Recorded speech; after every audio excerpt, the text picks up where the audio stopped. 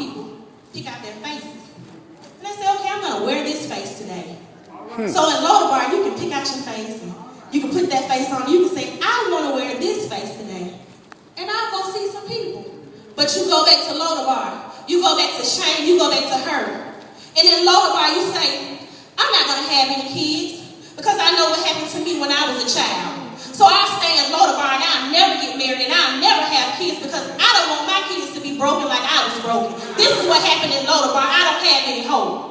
So I'll never have kids because I've been broken and I've never forgiven my parents for what happened to me. I'm in Lodabar. Oh, I'll never get married because I remember what my last husband did to me. He abused me. He neglected me. I don't have any hope anymore.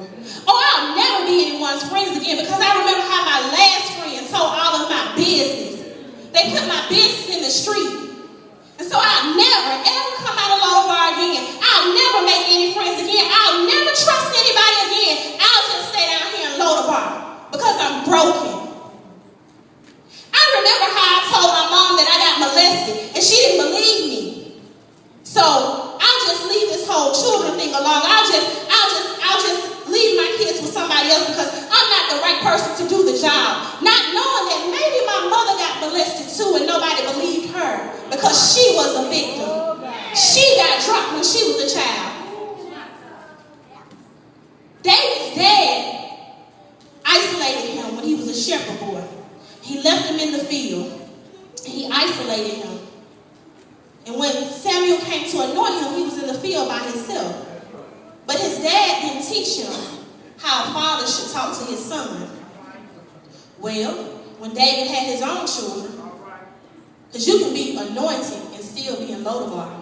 When David had his own children, David was living in Lodabar. David had his own children and Absalom had went away. But David had Absalom to come back home. But for over 2 years, David didn't talk to Absalom because his daddy didn't talk to him. He didn't know how to talk to his own child because he had been broken in his childhood by his dad.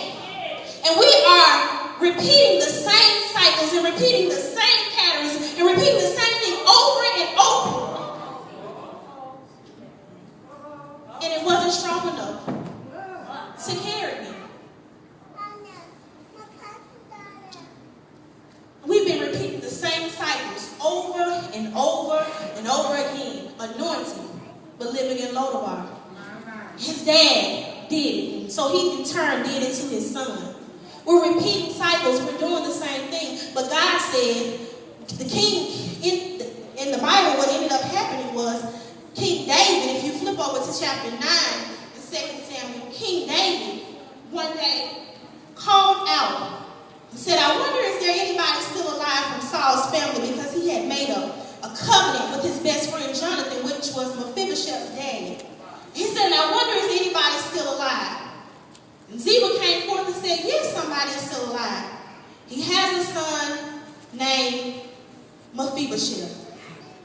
He's living down there in Lodabar. He's living in this place that he doesn't want to come out of. He's living in this place of fear.